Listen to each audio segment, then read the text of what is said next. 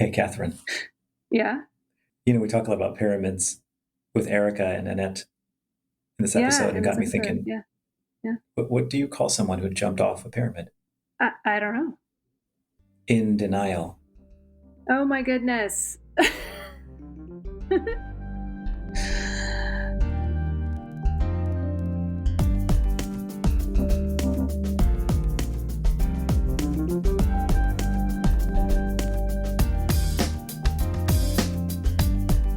Hello, and welcome to The Foretop. It's a roundtable discussion of today's hot button topics in wine and food. I am your host, Catherine Cole. And I am your co-host, Martin Reyes. Thank you for pronouncing that properly, Martin. We are in the wine industry where we all should know a bit of Italian, a bit of French, and of course, a bit of Spanish. And so I try to pronounce your name properly when we do the podcast, and sometimes I fail. It's an interesting thing. My mom gave me that name. It's, she's they're Mexican descent. And so Martin is the official thing, but you grew up with saying Martin, and then your friends hear my friends growing up and my friends, whatever, they heard the parents saying Martin. And so they said Martin. So then Martin is carried over. So now professionally, a lot of people are sort of hearing that and you're like, what is it? Is it Martin? Is it Martin? I honestly don't care, but I feel as though I want to maybe dissolve the presumption of pronouncing it correctly. So I just threw out the Martin now and I like that. See what happens. I don't know. I like that. That's his real name. Yeah. Yeah, and it also bugs me in English how we swallow consonants. So in English, American English, we say Martin. It's like, where did the T go? It's gone, but it needs to be there. I like that T. So Martin. Yep, that's but me. Then I just feel silly when I roll my R because I don't know. But it's okay. Do it. It's okay. I need to do it more. Okay. Well, hello, Martin. I'm sure you recall recording episode 92 not so long ago. Yes. That was our first wine season. We called it that episode 92. Money, money, money. So listeners, go back and listen to episode 92 if you have not already and get caught up to speed on that. But when we were planning our second wine season, we thought, well, what would be a good follow-up to money, money, money? I think that it's power, power, power. Yeah. I think who wields the power in the wine industry? That's an important question, I think. Yeah. And it's funny, in most other industries, money and power are inextricably intertwined. But for us, I think it's two different episodes because in the wine industry, who does have the power? I mean, there are some very influential sommeliers who have a lot of power.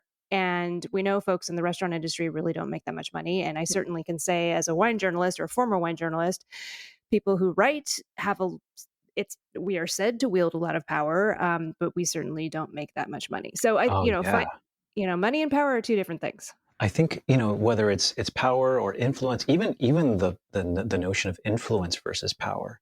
Mm-hmm. I know this is something that can be intertwined sometimes, or they can be separate. At least in our trade, I have a friend, an influential journalist, a well-known person. Mm-hmm. We had lunch not too long ago, and I was, over a little bit of a confession, a few glasses of wine. And this person tells me, I make, not much, much less than just six figures. And it was shocking for me to hear that. And, I ended up paying for lunch. I bet you did.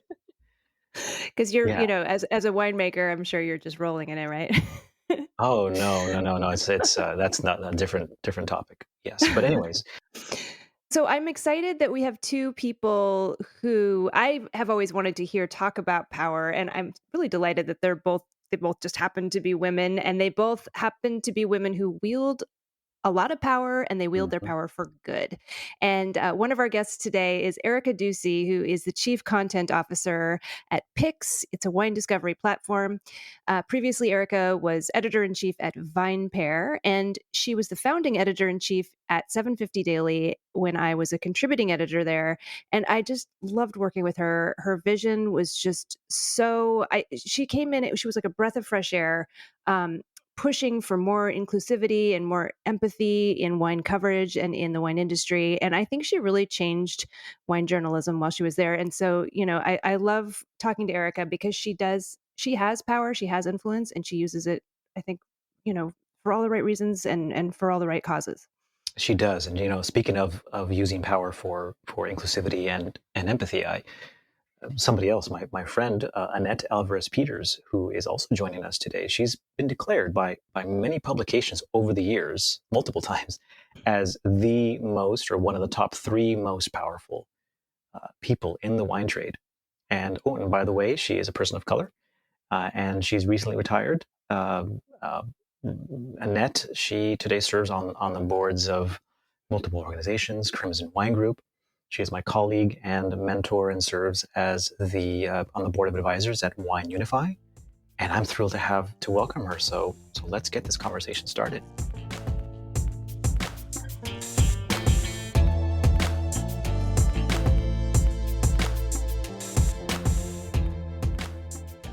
Erica, you have been a professional observer of the wine industry for years now, so I'm going to throw an impossible question at you to start us off. Who, in your opinion, holds the most power in the wine world, and how would a wine industry power pyramid stack up?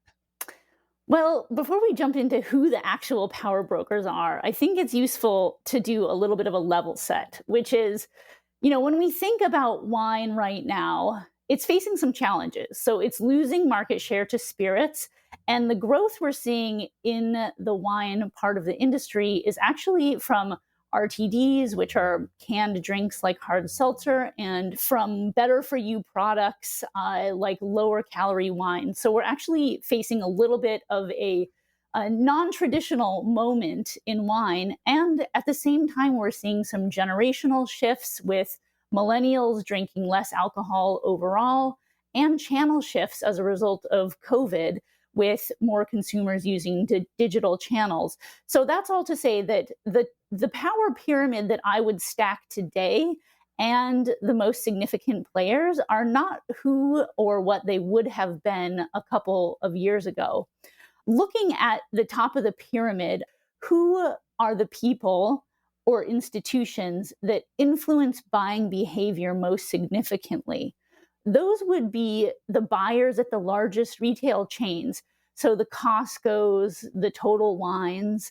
And that's because those buyers, they are moving sales of some $5 billion a year, which is incredibly significant. And from there, down the pyramid, I would look at wine companies with the biggest and best-selling brands.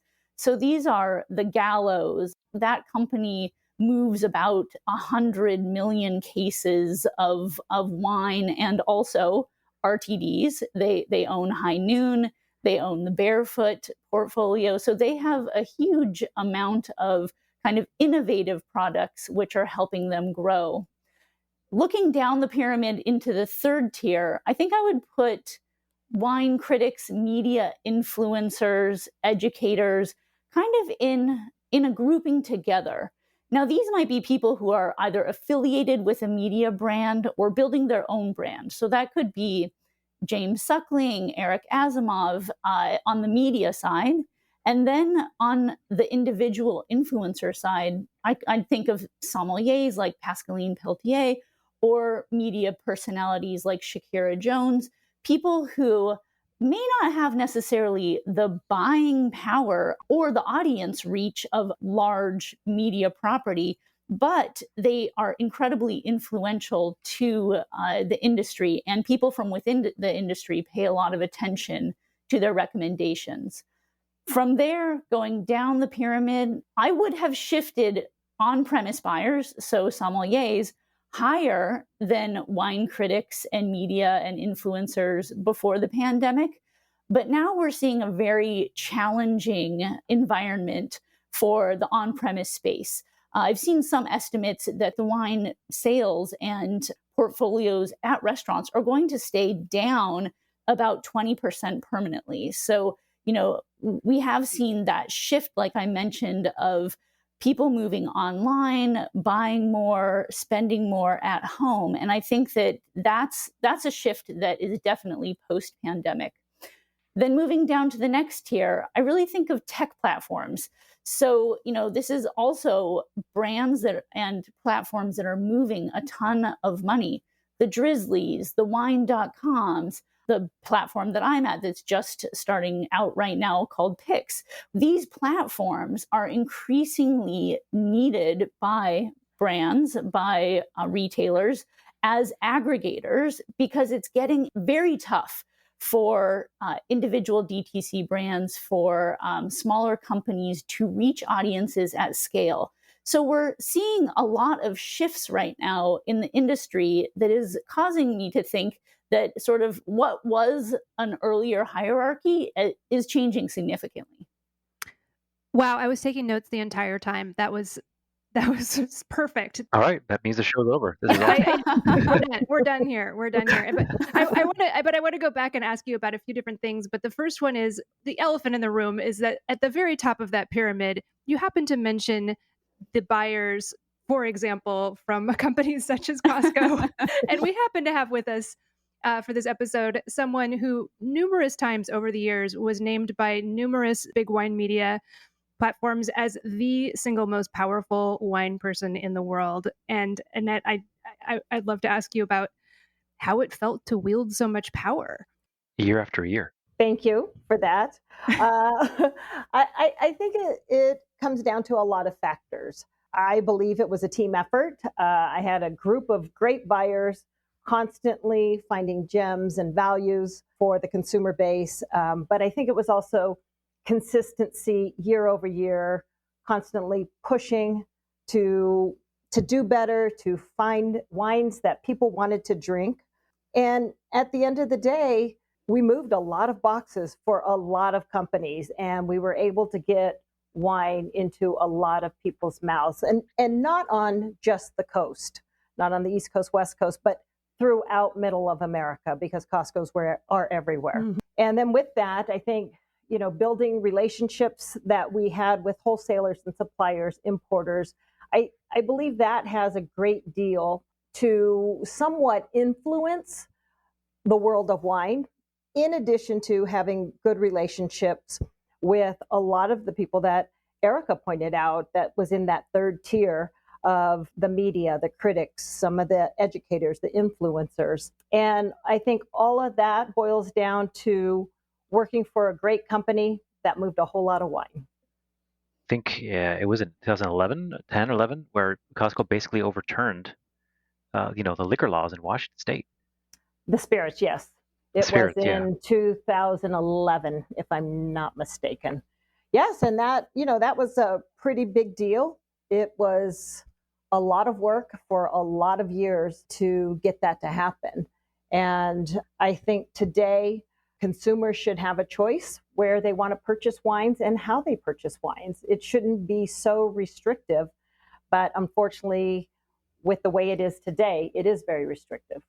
It's interesting what you're saying, Annette, because I think in Erica's pyramid, big buyers in some ways are hand in hand with the consumer. And like you were saying, bringing wine to states maybe in the Midwest that maybe don't have such great distribution, particularly due to our onerous 3-tier system we have here in the United States. From what you're saying, it sounds like the big buyers are really partners of the consumers and bringing power back to almost the individual, because you're really reacting to what the market is asking for, correct? 100%. And you keep trying. You put out product hoping the consumers will pick it up, hoping they'll understand. And at Costco, there is a wide range of demographics there, from entry level to collectors, with a very narrow SKU count.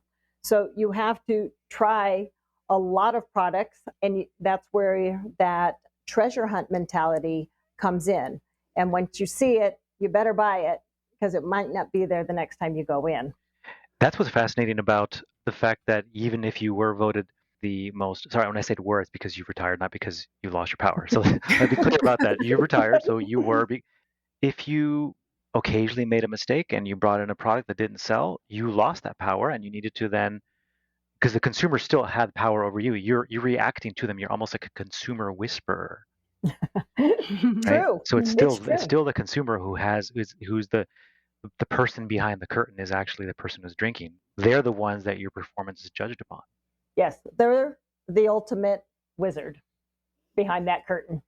And I'm so curious to know, so while you were at Costco, how was it that you would get indicators that a certain brand would be the next big thing? Or were you testing in certain markets? Were there certain markets that were great test markets? Like, how did that all play out? The beauty about Costco is there's 8 regional offices. And so those buyers that are in those regional office, they have the autonomy to purchase whatever they want, whatever they see fit for their particular demographics. As we know in the United States, it's pretty much the United Nations. Everybody has a different style that they like, flavor profile that they like. There's entry levels, there's collectors. It's all across the board. But there was a lot of education, a lot of reading, a lot of visiting wineries, both domestic and imports. And once you found different wines that you particularly were excited about, you would at least try it. See if you can get some allocation on it, put it in a few stores, and see how it does. Typically, if it would do well in one region, most likely it would do well in another region. And then the other buyers would pick up on that as well. So that's kind of how that shift throughout Costco in America worked. And it was very successful.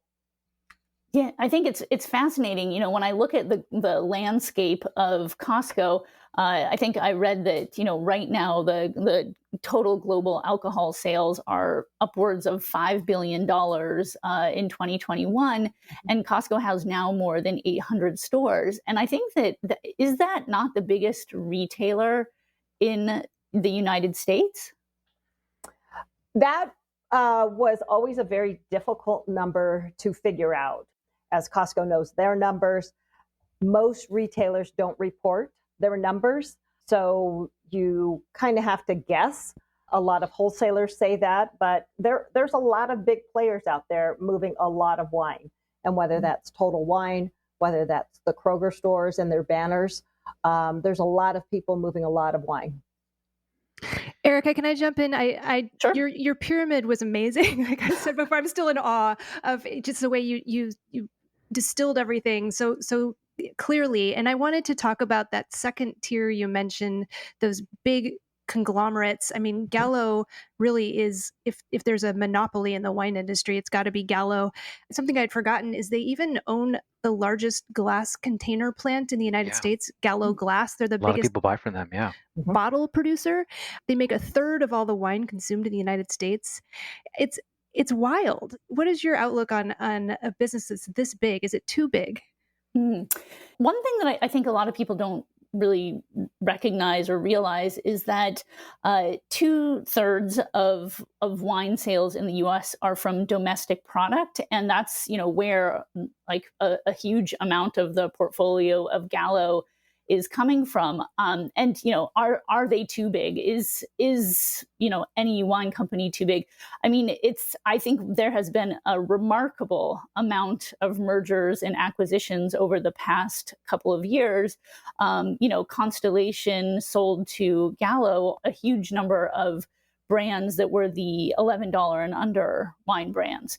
So it's just grown and grown and grown. And now Gallo, as the biggest, sees that there is a huge growth opportunity in these ready-to-drink products, RTDs, right? So those are like the High Noon. Gallo owns High Noon, which is a spirit-based seltzer.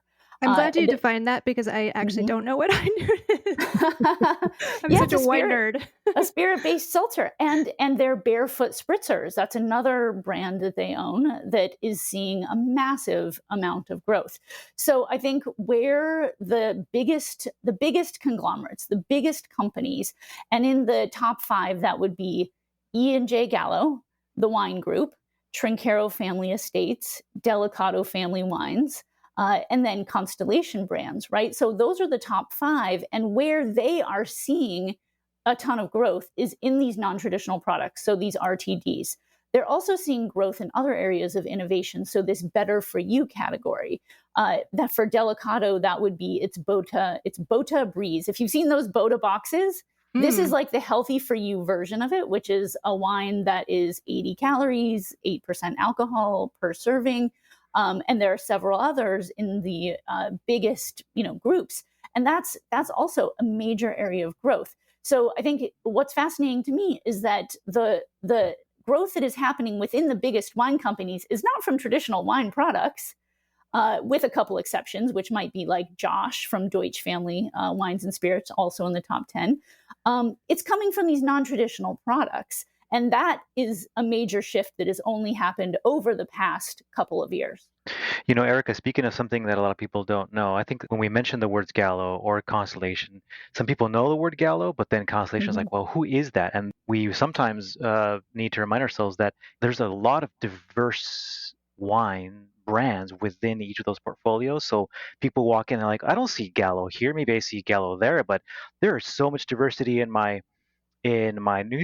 supermarket, the hundreds of wines, and yet most of them, a good chunk of them, are owned by these conglomerates. And then that's fascinating. And then when people find out, there's this kind of revolt, almost like this reaction, like, oh, I didn't know that was owned. Like with the anti-corporate sentiment, like I want to support the little guy. I thought this was a little guy, but it's actually owned by Gallo. No. So there's like certain players in the wine game potentially who are hated or despised because of the power they wield.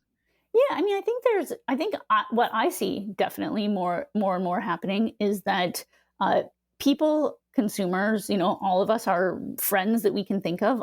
There's a lot more people who are buying to their values. So there's a lot of people saying, I want to support sustainable wines.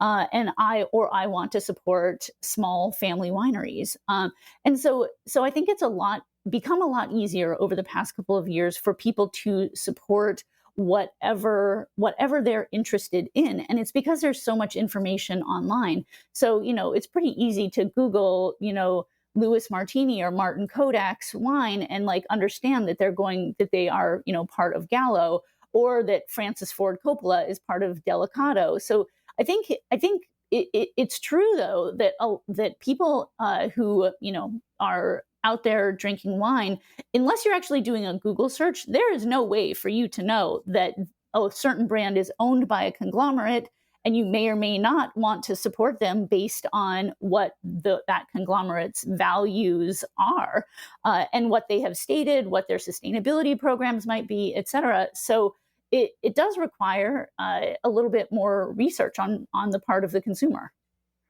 And, in Europe, all kinds of people across Europe for many, many years have had excellent access to excellent wine. It's part of their culture, we would say, right? And through your work, you've made that true in the U.S. as well.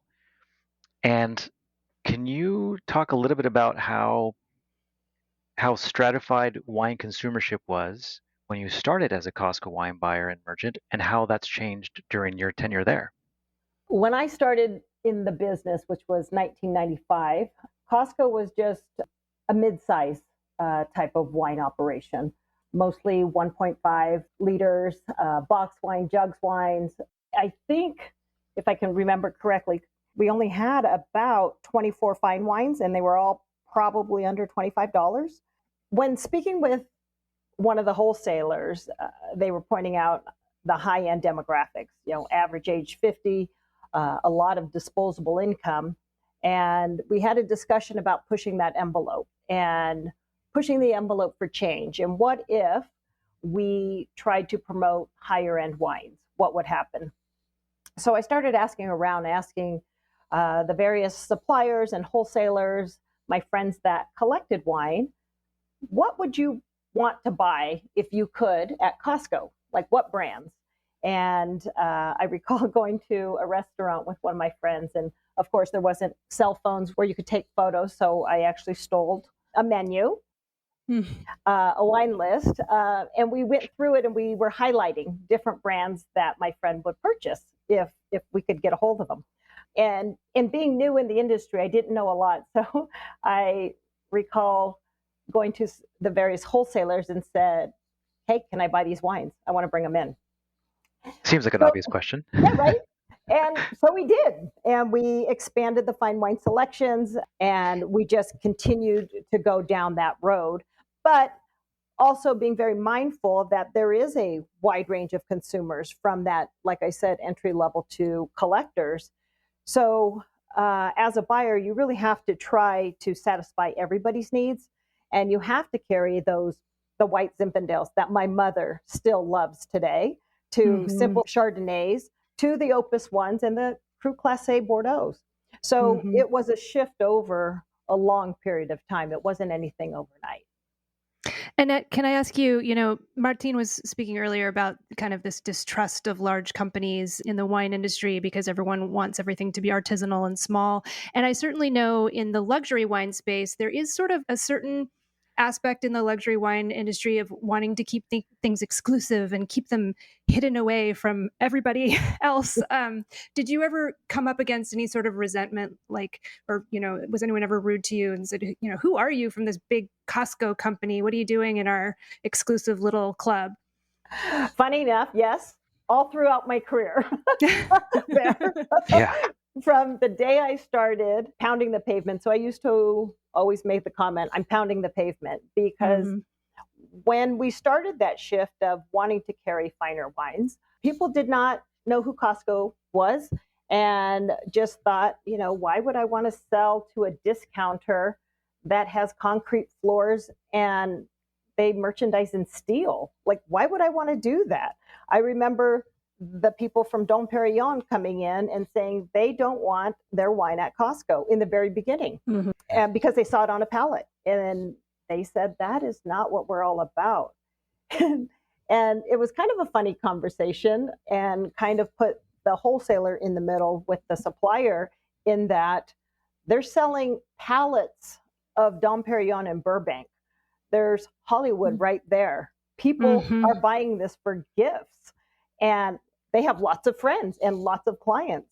Even till when I retired, there were still many companies that still didn't want their brand in Costco. And fair enough. But it was one of those conversations I had to have, and I'm sure they still have today at Costco, with these suppliers, and still seeing if they would want to sell Costco. I'm thinking of something, Erica, you said earlier when you were talking about your the now famous pyramid of this episode.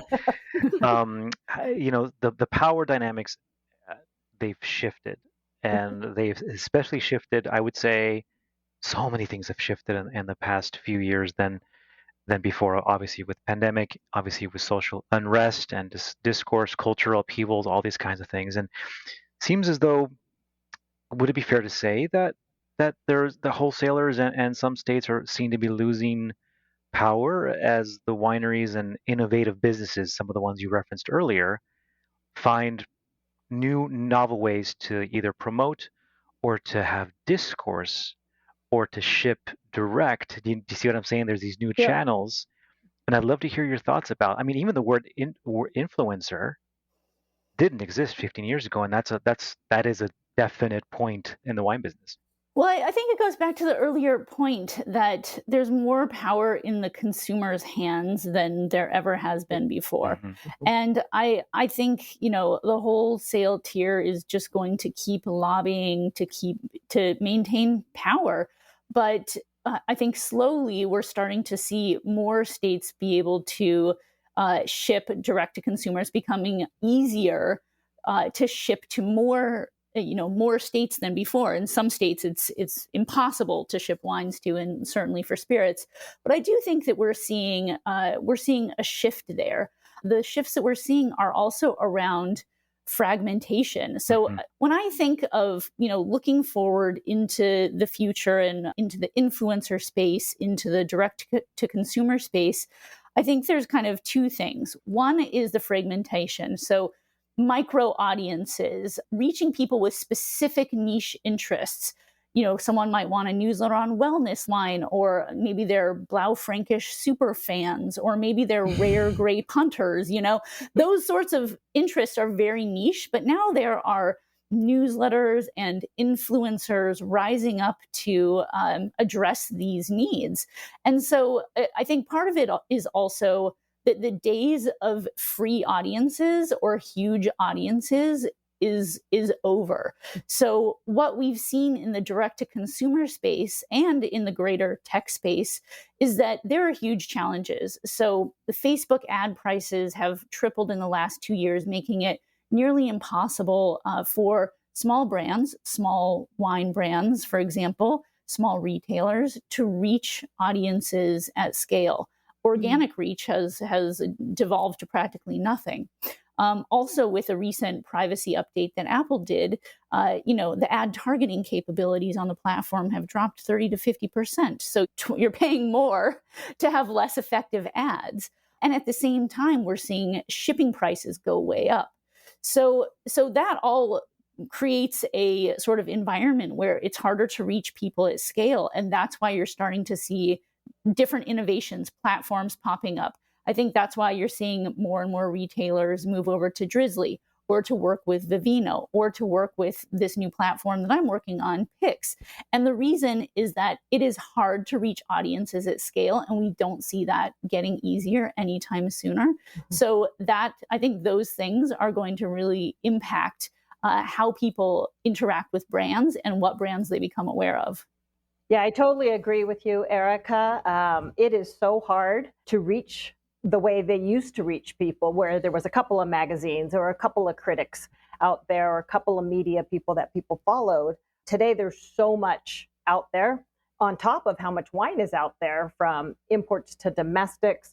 And I think it will come down to, in the future, about innovation and who's going to be the most innovative in getting that reach out. I think in our business today, wineries continue to focus on the people that they've already focused on for years and years and years, and they're not thinking outside of the box. What other industry can we partner up with to try to get all of them drinking, whether it's the NBA? There's a lot of NBA players that are into wine because the players are into wine, so therefore their friends are into wine. Therefore, people who follow them are starting to get into wine. So how does the industry then continue to innovate outside of their target consumer that they've been reaching forever and bring new people into wine? And I think that's what we have to do. And we're not doing a very good job at it right now. And it's going to take a while for us to get there. It's interesting because in my day job, I work with a lot of small winemaker brands, and what they're doing is they're just putting so much emphasis on the visitor experience, the hospitality experience, because that's one way to differentiate themselves. If you go on vacation to a particular wine region, there are only so many wineries you can visit. So it's a way to kind of get around that whole system. But it is a challenge. Darn it. I was hoping that with the fragmentation of the industry, that, with the power going to the consumer, I was hoping would also be going to the small wineries, but they're still having to work just as hard, just in different ways, it sounds like. Probably harder even. Yeah, really. Yeah. Really. Mm-hmm. But, going back to when Erica was talking about the larger type of companies, the Gallos, the Delicados, the Constellations, a lot of the smaller wineries end up going with these larger ones. For instance, I remember talking to Greg Brewer of Brewer Clifton and asking him, how is it going with Jackson Family?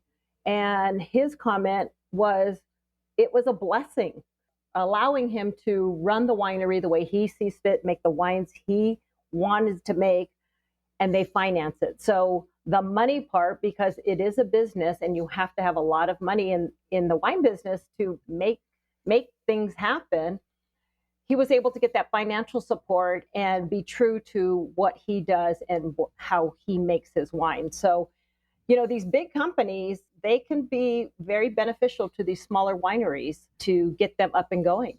Yeah, Randall Graham, who founded Bonnie Doon Winery, we all of us in the industry certainly know him as definitely an outsider and a reverent voice in wine. And he is now working with Gallo. And I checked in with him recently, and he said, I said, blink twice if you need to be rescued. He was like, no, it's totally, it's great. It's kind of what you were saying, Annette. Great to have that backing and that support. Grand Moraine is the ambitious, non-conforming Willamette Valley winery that presents culturally relevant, experimental art in the form of Pinot Noir, Chardonnay, and sparkling wines that reflect the terroir of the Grand Moraine vineyard on the wild western edge of the Yamhill Carlton AVA. And oh, by the way, Grand Moraine is also sponsoring this episode of The Foretop. Grand Moraine has emerged as a thought leader in the evolution of the Willamette Valley's next frontier, Chardonnay, through both still and sparkling expressions. Grand Moraine's Pinot Noir is also delicious. Unconstrained experimentation, eschewing expectations, and unselfconscious innovation are hallmarks of Grand Moraine. So on your next trip to the Willamette Valley, please check out the Grand Moraine Tasting Room. It's just outside the towns of Yamhill and Carlton, and you'll know you've arrived when your car windows start pulsing in time with the music reverberating from the open-air winery. That sounds really fun, but if you can't visit anytime soon, don't wait to taste those wines. Go to grandmoraine.com. That's GRANMORAINE.com. Use the promo code FORTOP for free shipping. Thank you so much, Grand Moraine, for sponsoring us. We love your style.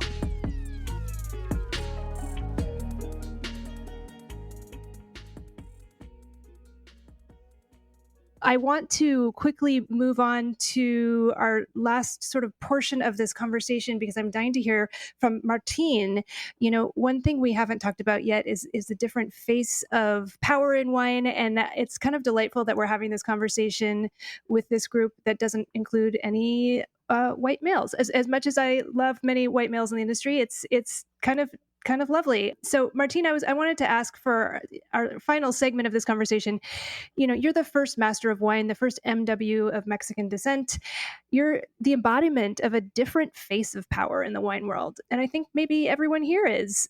And I was curious what your thoughts are about that. I mean, the MW title is still a very traditional, old school path to power, but what are you thinking about as you're looking forward and thinking about the different face of power in wine? Yeah, I could ponder that question because I think that the MW itself it's the prospect of behind the scenes power, or rather influence, not so much power, especially that power I think is greater overseas, outside the US. And in the US, of course, you have a different credential that wields a little bit more of the sort of pop culture power, you know, the MS themselves. But I feel as though the Master of Wine title is a little bit like the university degree. There's, you know, you say, does Harvard, does Stanford get you, you know, the pathway to traditional pathway to power? It can. Not in my case. It can. Well, not in my case either. You're Harvard, I'm Stanford. That's right. Forgot about that. But I think they do open up this sort of insider versus outsider struggle. But it is a power that resides within the industry, not so much overtly with the consumer or even the media. But I can say that I do feel like I'm paid more attention to and taken more seriously. And therefore, if you have desire to be a creative or take a role like what Annette had, or apply, you know, you do have some of those doors opened, or you have people throw their weight behind your ideas, like Napa Thrives, which, you know, I'm going to keep talking about for a while. But there's also a shift. What you're really asking is, there are contemporary issues that are becoming economic ones. Erica referenced earlier sustainability in wine, legitimate sustainability. The idea of diversity, equity, and inclusion is taking a strong foothold in the past couple of years. It's the consumer themselves. We're all saying this, we're all seeing it. They are changing. And a lot of the things that were on track, for instance, there was a 2022 symposium that the Masters of Wine were going to hold that got canceled. Our power was removed. The power shifted, and it was reset by those new dynamics set by that virtual era. The speed has changed, the cadence of communication has changed, and I think. Okay, wait, can I stop you? Why was the symposium canceled? Because of COVID. Because of COVID. Okay. Yeah, because of COVID, right? Exactly. So that reset that Erica mentioned earlier, and the one that Annette herself referenced too, is that the media, something we haven't talked too much about. I think the media itself which was a traditional source of power, now it's fragmented, and the media breathes power into first from print way back, then radio, then TV, then internet, then social media, then instant access, and now it's video. Now it's Zooms. Now it's this maturing conversations where consumers want to have with the wineries and the wine business, sort of like at the fingertip of at their fingertips, instant access. Mm-hmm. Whoever controls that, and it's not just one organization or one group of media, whoever controls it and does that well, I think that is where the future lies in the new forms of power within the wine industry. Well, that might just be Erica. It might just be. I just reset you, Erica. Put you at the top of the pyramid. I mean, wow, I'd love to follow in Annette's footsteps. one foot in tech and the other foot in media. So I don't know. Erica, how does it feel to be on top? Oh my gosh, I'm blushing. Yeah, I mean, I agree. I think we are going to see a lot of shifts right now that we can't even anticipate. Just look at TikTok, for example. Like we're seeing, women like Isis Daniel, who is the millennial somm. We're seeing Amanda McCrossin, who's somm vivant, get millions of views from people who may be coming to wine for the first time. These people are coming and watching these videos, and some of them are fun, some of them are more educational, but there's entire new evolving platforms which still have free reach, meaning you can still get a lot of views without paying for them. And these are just going to keep evolving, and new publications are going to keep coming up. But, all of the, big guards, I think we've seen the influence of some traditional publications really drop in recent years. There's still big publications, still like the New York Times will probably always have a pretty big seat at the table. But I think there's going to be a lot of evolution in those more niche interests. And there's so many people in the United States that there can be a decent sized audience and decent sized businesses for more voices and more perspectives. And I think that's actually a pretty exciting thing. I totally agree with you there, Erica, because there are so many people, and you look at the different generations, and, as they talk about boomers are aging out. Well, I got to tell you, I'm a boomer. I still buy a crap load of wine. The youngest boomer is 57. They're still buying a ton of wine. And the boomers have the most wealth out there. I read a recent article, the wealth of millennial is about 5%. And when the boomers were the millennials' age today, the wealth for them was 21%. So you'll look at that shift, and you'll look at Cru Class A or Napa Valley, and who can afford that? Boomers. Only boomers can. A millennial can't afford that. So things are going to shift. Millennials are going to start looking to who's entertaining them, what's interesting to drink, what can I afford? And, I think another critical person or area that has a lot of influence is their friends. People that I've talked to that are not in the industry. And when I asked the question, how do you purchase wines? The number one answer was whatever my friend tells me to.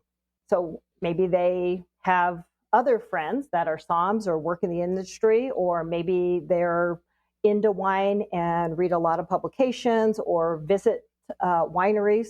They have a lot of influence on their friends.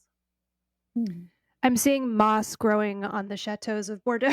I'm seeing them. I'm seeing the cobwebs forming, and all these young TikTok following consumers going elsewhere is what I'm envisioning. No? I do agree with that, but I think it swings. There's a pendulum that always swings back. You and I talked about this a little bit about whether Bordeaux or Napa or Bordeaux and Burgundy are losing their sheen or their influence, and maybe they are, but eventually what is old is new again. What is new becomes old. And so I don't think there's any section in any region in the wine industry that is lost for good. I mean, take a look at the newfound love of Sardinian or Sicilian wines that were ignored for, decades when the critics were hounding Tuscany and Brunellos and Super Tuscans and all that kind of stuff. This is why you can never throw away those bell-bottom jeans, because you know Ever. you're gonna regret it. You're gonna regret it in 5 years. You're gonna wear them tomorrow. I know. My low-rise jeans, I'm gonna put them on tomorrow. Yeah. Please don't. Apparently they're back in. I can't. You're right. I can't go back. No, though. you're right. I got the dad bod. I can't pull that off. Although I prefer the term father figure. What I've got. Oh goodness. Well, this has been such an interesting conversation. I wish we could just keep talking all evening. However, it is time for our dessert wine course, where we go around our virtual our virtual table for four, and share a little num-num, a little something sweet we've been enjoying lately that has something to do with food and wine. Who would like to go first? I can go first. Annette, yeah, let's go. So I'm not a big dessert person for whatever reason. I'm just not. So my dessert wine is, my go-to dessert wine is a bottle of champagne. Mm-hmm. And I know Martin would, if I offered him a glass for dessert, he would have to drink it, because that's what he does. He never says no to champagne. So it's a life rule, yes. What am That's my breakfast wine. Yeah, all day, every day. One of my go-to house favorites for Bubs is Louis Roederer. I just think they are so consistent, so well made. I like to buy them in half bottles because sometimes, I don't know what's wrong with them, but sometimes my husband doesn't like to drink champagne. I don't know what's wrong with him. I know. So half bottles are really perfect for me when I don't want to drink a full bottle. That's very responsible of you. Yeah, I try. Safety first. So the Roederer 242, which I think they just came out with this last holiday season. That was definitely my go-to holiday wine. Yeah, it's lovely. Biodynamically grown grapes, and yeah. So that's my dessert, champagne. Love it. Love it. How about you, Erica? Did you bring a dessert wine for us? Yeah, I brought an actual dessert wine, which is Broadbent's Madeira Cercial. They're 10 years. So I have been loving Cercial Madeira. So Cercial is a grape variety, and it's the driest of all of the Madeira wines. So it's still sweet, but it's not as sweet as the other types of Madeira. And in this wine, you're really getting some brininess with the citrus and spice, and it's such an incredible thing to have at your house, because you can leave this bottle sitting on the counter for 3 years open, and it will still be good and be ready for when your guests arrive unexpectedly, as we all now hope they will do, moving out of COVID times. And I think, this wine, I actually got to try a couple years ago. I got to try an 1846 Madeira Cercial, as the lot was about to go for auction at Christie's. And if you can have a 170-year-old plus wine, these wines are zombie wines. They will stay good forever. It was still a delicious wine. So I think that's my recommendation. It's just something that I love to have in my house, that at the end of dinner, after dessert, I always pull out some little bit like dark chocolate squares and Madeira Cercial, and everyone seems to love it. Love that. Yeah. So Catherine, what's yours? What's mine? Okay. What's your dessert course? Well, a couple things. First, I'm just going to say, I can't even remember which episode it is at this point, but we do this season have a prohibition themed episode. So if we talked a little bit about the three-tier system today. So I just thought listeners might want to know that you can look through our catalog from this wine season and also find an episode entirely about prohibition. And then my virtual dessert wine, it's not a wine at all. It is that I just started watching a series that came out in March on Hulu. It is called Life and Beth. It's the new Amy Schumer series, and it's kind of dry funny. It's kind of serious, dry funny, but I love anything Amy Schumer does. And she is a wine rep. She's a wine salesperson, and so it's really fun to watch her at work. And I think her husband in real life is a chef, so she's actually, so far I've only seen, I think, an episode and a half, but so far she seemed to do a pretty good job of kind of making fun of what wine reps have to do.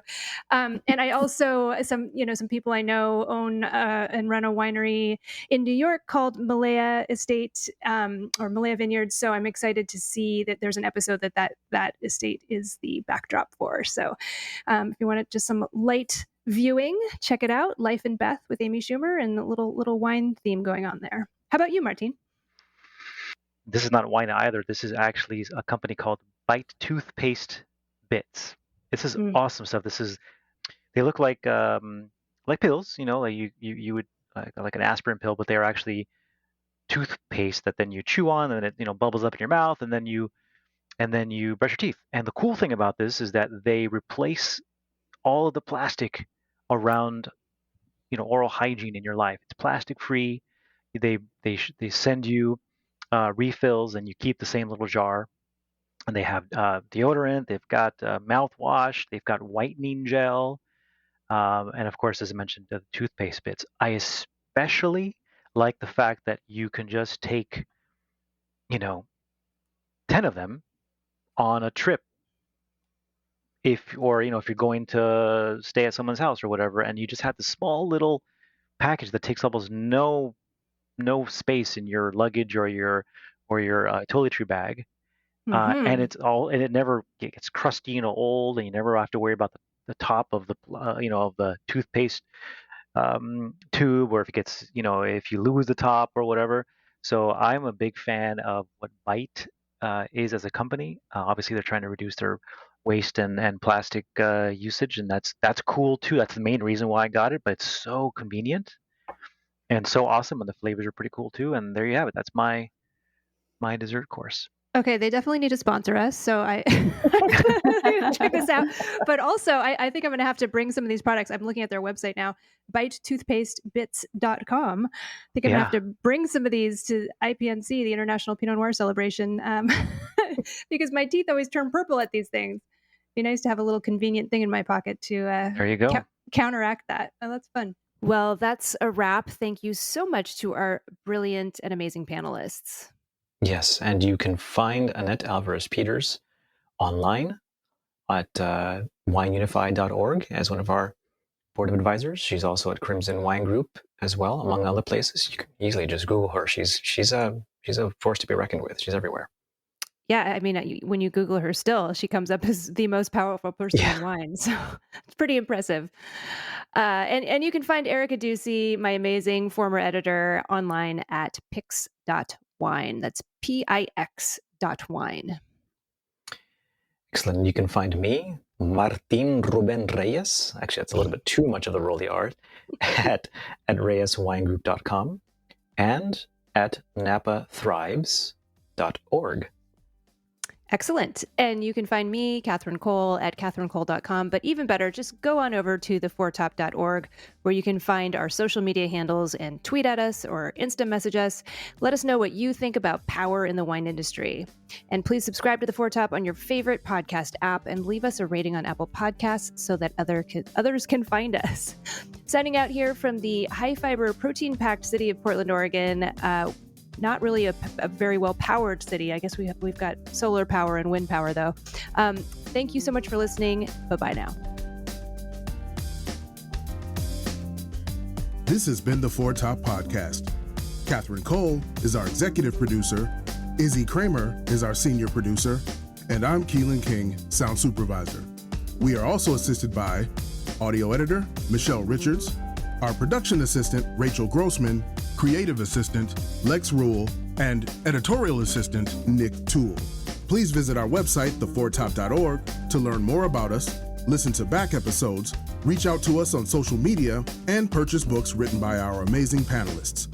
And if you have not already subscribed to The Foretop on iTunes or Spotify, please do so and leave us a rating. Stay safe out there, and thanks for listening.